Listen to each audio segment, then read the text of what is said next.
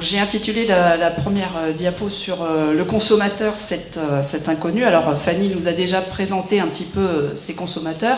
Donc un rappel, donc 2/3 des Français boivent du vin, si vous avez bien suivi la présentation au préalable. Alors avec des fréquences bien sûr variables, hein, de 1 fois par an à 1 fois ou 2 par jour, à chaque repas, mais c'est de plus en plus rare. Au niveau de la consommation, donc, il est important de rappeler que la plupart des vins qui sont consommés sont des vins rouges. Donc la moitié des vins consommés en vin tranquille, ce sont des vins rouges. Nous avons ensuite des rosés à 30% et des blancs à 20%. Alors c'est à noter que dans les années 90, on était plutôt proche des 80% de consommation en rouge. Donc on a une forte érosion des volumes de rouge qui sont consommés. Mais on a quand même, on constate qu'il y a toujours cette large majorité de rouge qui est consommée, avec donc les rosés qui du coup montent fortement en volume. Donc il y a une quinzaine d'années, on était à peu près à 15%. Aujourd'hui, on est à 30%. Et d'ailleurs, dans le Val-de-Loire, on développe beaucoup notre offre de rosés. Les blancs restent relativement stables.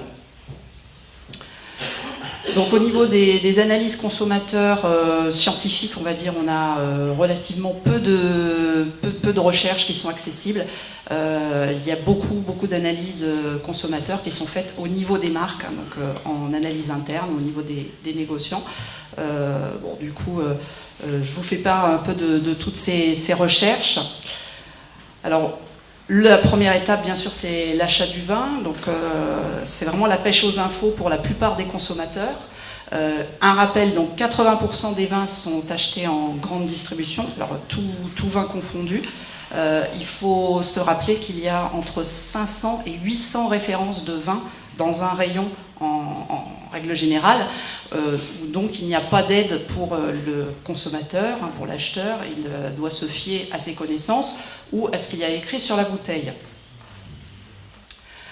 71% des acheteurs se reconnaissent comme insuffisamment connaisseurs du monde du vin pour faire un achat, on va dire, en toute connaissance de cause, donc en estimant bien connaître le produit. Donc c'est une proportion qui est énorme, hein. Donc il n'y a qu'à peine 1/3 des gens qui estiment qu'ils savent acheter correctement une vin qui correspond bien à ce qu'ils souhaitent. Donc c'est quand même des chiffres qui sont assez importants. 80% donc des acheteurs recherchent des informations avant l'achat de leur vin. Alors, soit le mieux c'est chez le caviste, donc là bien sûr il y a le conseil sur place. D'ailleurs cette filière est en train de se développer, hein. Il y a de plus en plus d'achats chez les cavistes, hein. Les gens boivent moins mais mieux, donc ils demandent un peu plus de conseils. Mais enfin, on a toujours 4 bouteilles sur 5 qui sont achetées en grande distribution. Donc ils ont demandé des informations auprès de leur entourage, bien sûr, des conseils par les amis. Et surtout, il y a une grande montée de Internet, donc avec les sites Internet, mais surtout les applications. Donc maintenant, il y a beaucoup d'acheteurs qui ont des applications type Vivino, c'est la plus connue. Il y a aussi One Advisor. Et là, 40% des acheteurs reconnaissent que s'ils ont un QR code, ils vont le flasher pour aussi avoir les informations sur le vin. Donc on voit qu'il y a une grande demande d'informations sur le vin qui est un monde qui reste assez inconnu. Donc ce qui nous amène à parler de l'étiquette, alors mention ou jargon. Donc là, les différentes études ont déterminé qu'on avait bien deux types de consommateurs.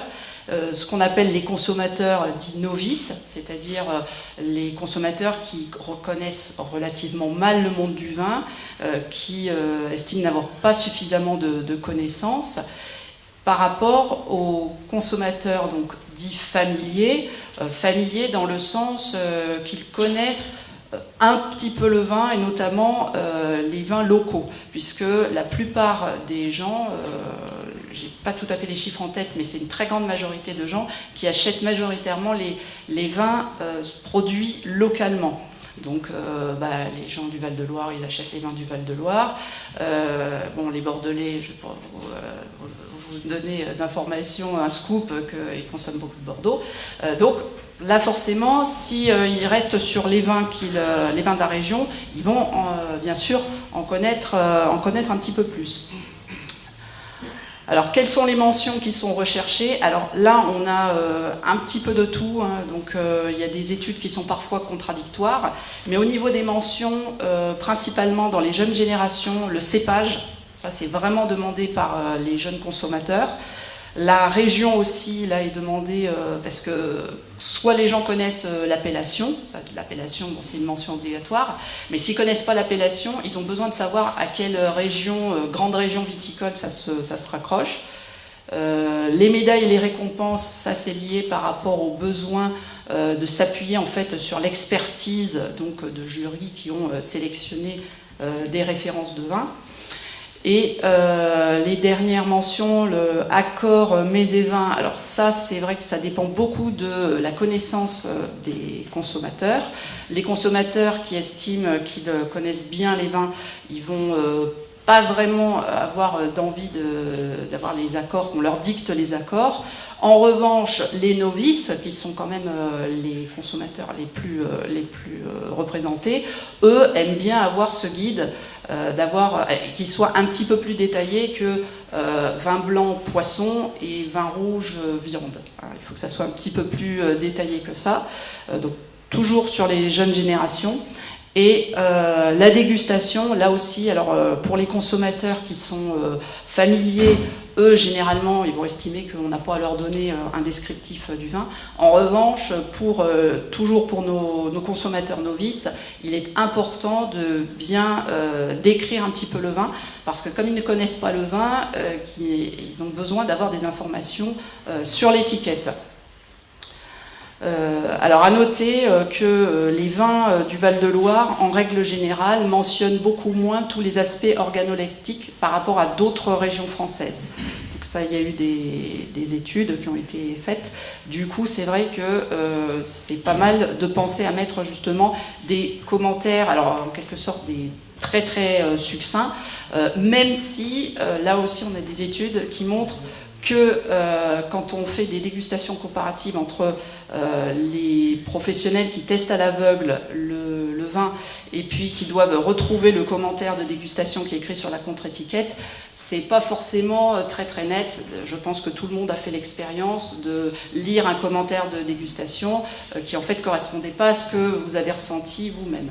Alors que ça soit pour des professionnels ou le consommateur grand public, on retrouve un petit peu la même chose, mais il faut savoir que paradoxalement, ça guide quand même le consommateur. Donc, il faut quand même donner ces informations-là, donc peut-être au moyen du QR code qui permet de ne pas surcharger l'étiquette, parce que ça c'est unanime, toute génération confondue, que ce soit des novices ou des familiers ou vraiment des amateurs chevronnés, ils veulent des étiquettes qui soient claires et lisibles et surtout pas surchargées en mentions. Donc il faut sélectionner un peu les mentions à indiquer, parce que ça c'est très très important pour leur perception plutôt positive. Donc je vous ai sorti le top 3 des vins rouges actuellement commercialisés en France. Donc les vins rouges les plus achetés donc en grande surface, hein, c'est uniquement sur ce canal-là. Donc les 3 marques viennent toutes du groupe Castel. Donc le numéro 1, Roche-Mazet en IGP Hoc. Donc vous avez 45 millions de bouteilles commercialisées. Alors c'est sur l'ensemble de la gamme. Donc sachant que Roche-Mazet, vous avez une dizaine de cuvées et donc vous avez 2 rouges, donc Merlot et Cabernet Sauvignon, donc qui sont mentionnés comme pour le Merlot généreux et fruité et Cabernet Sauvignon rond et équilibré. Pour le numéro 2, nous avons les Ormes de Cambras, donc toujours en IGP DOC, avec 26 millions de bouteilles. Donc également les 2 mêmes cépages, hein, Merlot et Cabernet Sauvignon. Donc là, cette fois-ci, le Merlot est décrit comme rond et fruité, et le Cabernet Sauvignon fruité et légèrement épicé. Donc on retrouve quand même à peu près les mêmes termes.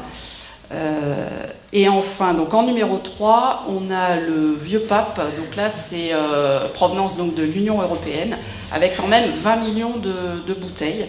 Donc ce qui est pas négligeable. qui là, cette fois-ci, est décrit donc en termes de nez fruité et goût équilibré, avec une bouche souple et ronde. Donc ça, je laisse Jean-Michel nous donner beaucoup d'explications par la suite, parce que je sais qu'il adore tous ces termes très fourre-tout, on va dire. Du coup, je me suis intéressée à la nouvelle démarche de C'est qui le patron ? Donc, je pense que vous avez dû entendre parler de cette marque qui s'est faite connaître notamment par rapport aux produits laitiers et au lait. Donc, le principe, c'est la plus juste rémunération aux producteurs, donc initiée d'abord pour la fameuse brique de lait, de façon à ce que les producteurs de lait puissent avoir une bonne rémunération. Et donc, ils ont initié aussi cette gamme pour les vins. Donc là, c'est la première année qu'ils l'ont menée.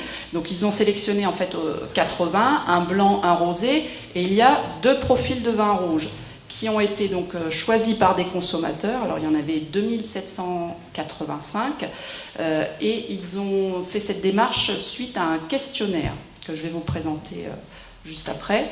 Alors, c'est un AOC Ventoux qui a été retenu en termes d'assemblage de grenache majoritaire avec de la syrah et un léger boisé qui est donc décrit comme vin rond et épicé.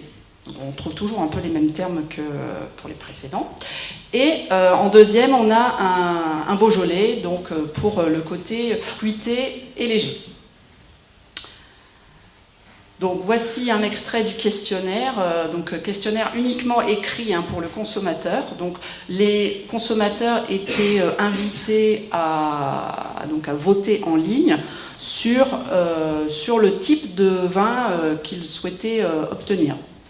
Donc par exemple, on avait la date des vendanges. Vous avez majorité de vendanges précoces, donc qui explique vin peu alcoolisé et plus rafraîchissant. Majorité de vendanges à maturité pour un vin équilibré. Et enfin, majorité de vendanges tardives pour un vin plus alcoolisé, gras et ample en bouche. Donc on voit à chaque fois, vous aviez plein de critères comme ça. Donc couleur du vin rosé, donc vous aviez plus pâle, la fermentation alcoolique avec correction en cours de fermentation. Alors ça, je vous fais pas un scoop, c'est pas ça qui a été choisi. Seconde fermentation, l'assemblage du vin rouge. Donc tout ça a été choisi par ces consommateurs qui donc ont voté pour les deux profils de vin, enfin pour tous les vins, blanc et rosé également. Et donc ça a été lancé l'année dernière. Donc les vins, ils sont en cours de peut-être de filtration, d'embouteillage, puisqu'ils vont se retrouver dans les rayons à partir du mois de mars. Donc on va voir si cette démarche, où là ce sont les consommateurs qui ont voté pour des profils de vin, vont se retrouver après dans les ventes. Alors je vous invite à être attentif et à regarder si vous trouvez la marque C'est qui le patron en vin. Donc du coup ressortent de ces quelques présentations 2 profils majeurs. Donc le côté que j'ai appelé fruité accessible rond, donc pour quelque chose d'assez facile à comprendre. Au niveau du deuxième style de vin, c'est toujours structuré, mais alors là, ce qui est très important, toujours des tanins de velours, quelque chose de non agressif. Donc on est typiquement dans la thématique, pas d'astringence, pas d'amertume et pas d'acidité. Donc ça, c'est des défauts qui sont systématiquement rejetés. Donc le côté végétal aussi, ça c'est l'un des points assez négatifs qu'on nous reproche assez régulièrement en Val-de-Loire, par opposition à des vins qui sont un petit peu plus au sud, donc avec des vendanges qui sont un petit peu plus mûres, même si le consommateur recherche des degrés alcooliques relativement raisonnable, autour de 12-13. Dès qu'on commence à dépasser les 13, ça lui plaît moins, mais il ne veut pas le côté végétal. Donc on va voir un petit peu comment gérer ça. Alors je fais un petit focus aussi sur les nouveaux consommateurs. Donc Fanny nous en a déjà un petit peu parlé. Ça c'est ce qu'on appelle classiquement les millennials, donc entre 18 et 35 ans. Donc ça c'est l'étude Veralia qui a été menée en 2016. Donc il y a 2 tranches d'âge en fait qu'on peut qui ont un comportement un petit peu différent. Les 18-24 ans donc reconnaissent à un tiers qui consomment des vins. Donc c'est d'ailleurs plutôt les filles, les garçons c'est plutôt la bière ou plutôt les alcools forts. Et donc dans cette consommation, on voit c'est principalement les vins rosés, les vins blancs et les vins moelleux. Donc c'est les premiers types de vins. Donc en gros, il y a tout sauf des tanins. Voilà, quelque chose de très rond, très assez qui passe bien. Les 25-35 ans sont 41% consomment du vin, donc on voit que c'est en augmentation. Et sur ces deux tranches d'âge, tous reconnaissent que leur consommation de vin va augmenter dans les 5 ans. Donc ça, c'est vrai que c'est plutôt positif pour nous. Ça veut dire qu'on a des jeunes consommateurs qui vont remplacer les consommateurs vieillissants, puisque justement, ils vont augmenter leur consommation de vin. Donc ça, c'est très positif pour nous. Et alors, ce qui est encore plus positif, c'est qu'on se rend compte que plus les jeunes découvrent, enfin s'initient au monde du vin, et plus ils ont envie d'en savoir plus, d'avoir de plus en plus de connaissances. Donc ils sont vraiment très intéressés. Donc ils ont une envie de découverte. Donc dans cette étude, beaucoup disaient qu'ils allaient suivre des cours d'œnologie, des stages de dégustation, qu'ils allaient se déplacer chez les vignerons pour vraiment en savoir plus sur le vin, parce que c'est un produit qu'ils ne connaissent pas forcément très bien. Donc 56%, donc c'est quand même une forte proportion. Et ce qui est très positif aussi, c'est qu'ils associent vin et culture avec l'artisanat et la tradition. Donc on a des thématiques fortes, d'ailleurs très françaises, puisque c'est souvent quand la France communique d'une façon générale, l'art de vivre, on communique beaucoup là-dessus. D'ailleurs, ils ont une consommation de vins français, même s'ils s'autorisent les vins étrangers, mais ils sont bien orientés sur les vins français, ils aiment consommer le vin français. Donc ça, c'est encore des bonnes choses.